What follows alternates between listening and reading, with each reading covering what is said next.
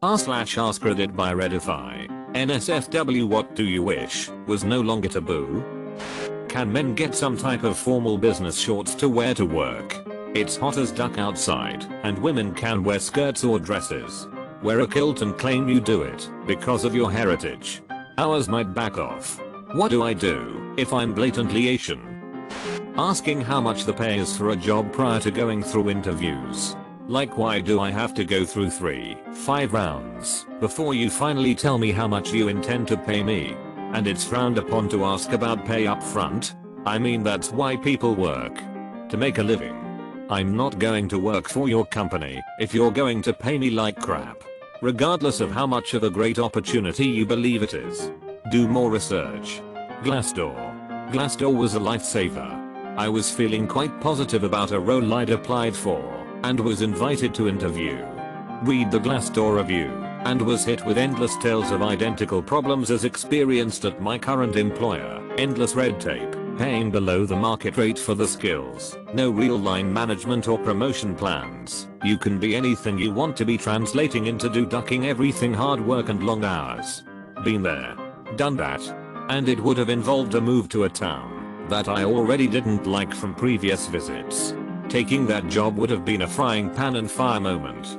So I cancelled the interview. Talking about suicide. The second I bring it up, that my brother killed himself, I automatically get strange looks or feelings of pity. I just want to talk about my brother. He was hilarious and always made other people laugh. I don't want the way he died to define the way he lived his life. I feel like this applies to death in a broader sense too. Uncle recently passed, and everyone just talks about the last months he spent in the hospital. We put too much stock in the last time we spoke with them, rather than the years or decades we spent with them. Very sorry for your loss. What's the funniest thing your brother did/said? What's the funniest thing your brother did/said? He did the best impressions of people and was really good with different accents. He also used to play pranks on everybody. X. The amount of education children get on it is scary poor. It's weird how violence in movies is just PG-13, while X's are. There was a picture on the news a few years ago of 2 drug cartel victims. They were dismembered and piled up neatly with their heads on their torso, with their peens stuffed in their mouths. The only part the news censored was the peens. Dismembered bodies are a-okay, but showing genitalia is crossing the line. Talking with people about their wills and preferences for funeral arrangements while they are still alive and able to convey the information. It's often the case that family members and close friends consider the subject to be taboo and avoid bringing it up. Then, all of a sudden, it's too late and no one is quite sure what to do or how best to handle it. I know down to the last detail what my mom wants after she's dead, and she's probably in better shape than I am. Do you know where all her bank accounts are? Where the keys to safety deposit boxes?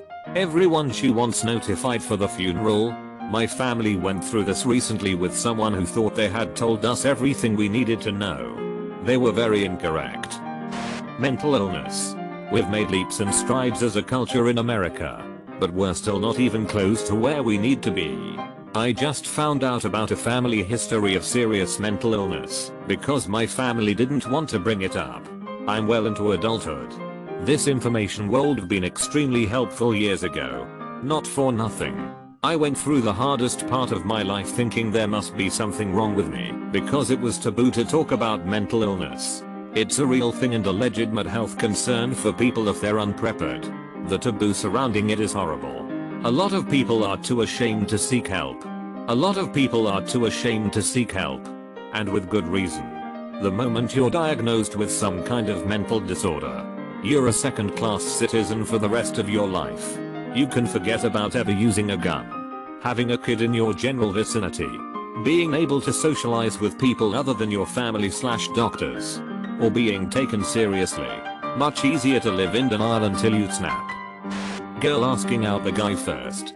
I'm really bad at catching hints from girls that like me and expect me to make a move while I'm oblivious af. If I didn't kiss my man goodnight, he never would have known we were on a date. He thought we were just friends hanging out. He paid cause I was broke. I always like to joke that I will be the last person to find out I have a girlfriend. Miscarriage and infertility. It's amazing how common it is, but nobody talks about it. Infertility affects 1 in 8 couples. Edit, since this is getting so much traction /r/still treeing /r/infertility /r/miscarriage and /r/tcaftellus are all active great communities. If you're struggling, there are others who know what you're going through. The users are able and willing to lend an ear or offer some empathy. You guys should have another kid. No. Thanks. 5th pregnancy would be too much. What? But you've got only on. Awkward silence. My face with that was never your concern to start with. Buddy look. Edit. Numbers may or may be not accurate. But this is the general flow. I love doing that, especially to these nosy and overly religious parts of my extended family. Yep. I enjoy answering when are you guys going to have kids? With a super casual never. We tried and we can't. The more matter of fact I sound about it, the less inclined they are to continue the line of questioning into IVF and adoption. And I always sort of hope they feel a bit embarrassed, because it's a question people need to stop asking. Being by yourself. I know it's hard for a lot of people, but I'm used to go to the movies or concerts by myself since I was a teenager.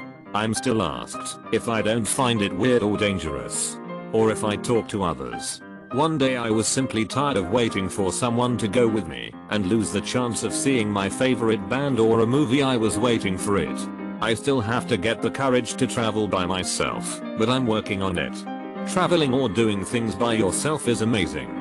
People were always shocked when I would go to the city to see concerts by myself. But there's honestly nothing better. You make your own schedule. You listen to whatever music you want in the car. You eat wherever you want. No having to take other people's preferences into consideration. I also don't understand why people don't want to go to the movies by themselves. It's not like it would be any different. Either way, you should be sitting in silence and looking at the screen. The movies are not a social destination. Traveling by yourself is surely a great experience. Last year at 15 years old I went to Washington DC with my dad. And he had to attend to a class, which was all day long.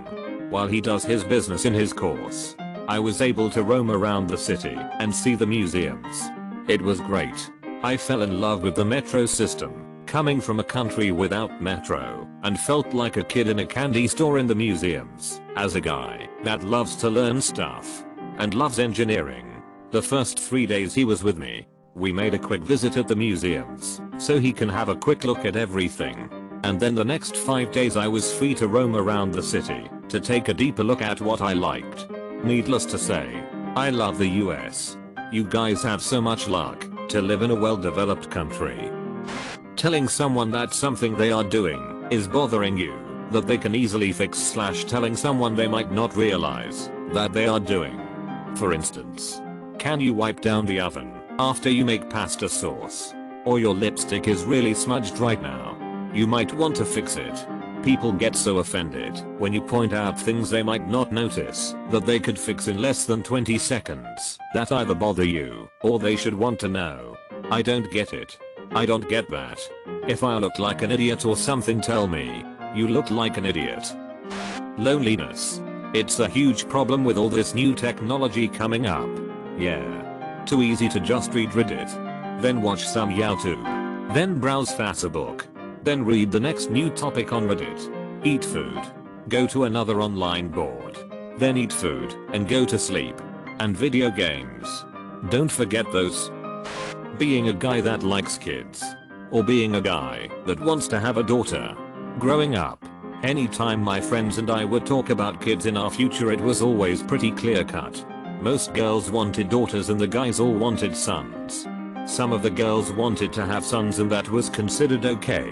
But me being a guy that wanted to have a daughter automatically made me suspect. Even now, in my mid-30s, people try to make it some weird Woody Allen thing. In fact, if anything, it's worse now. Little girls are sexualized in media and the whole calling your boyfriend / husband / whatever daddy thing. Like seriously. I just like the idea of raising a daughter. I'm 30 and would be overjoyed to have a daughter. Contrary to popular belief, The father-daughter bond is absolutely rock solid and men don't spend their entire lives pining to have a son. All this father-son bonding nonsense is straight out of American movies and usually amounts to molding the son into being Father MK. Second, you should love and cherish your kids regardless of their gender. You are right, Hitler. Introversion. Western society values extroversion to such an extent that introverted traits are always seen as a negative. I found that most people don't even know what introversion and extroversion even are. My boss once told me I'm very introverted when in reality I just hated working there and didn't feel comfortable going to her for anything due to her attitude, screaming, yelling. That doesn't make me introverted. Just uncomfortable. According to Reddit, if you talk to people and leave the house you are extroverted and riches rain on you. If you stay on Reddit 20 hours a day and cry every time you try to order a pizza, it's perfectly normal because you are an introvert, and that's why it's impossible for me to get a job, mom. Talking to coworkers about your pay. I want to know if I'm being shafted or not. Might depend on where you live, but I don't think a company can legally prevent you from talking about your pay. It is only frowned upon because it can stir up trouble for all parties involved. Company looks bad in the eyes of the employees. The person you found out making higher money could be seen as undeserving of it by peers and start getting resentment, etc. Doesn't mean those are gonna be valid criticisms, as it depends on the case, but I suppose that is why it usually is seen as taboo. For me personally, if I know a coworker enough to call them my friend and trust them, then I don't usually have an issue talking about my pay. For me, I won't talk about salaries even with friends. Salary gap introduces isolation. The friend with higher salary might think, oh, my pal's earning a lot less than me. Maybe I shouldn't suggest eating at this fancy place. Or maybe I go with other friends who can totally afford it. Make sure to like and subscribe so we can watch together.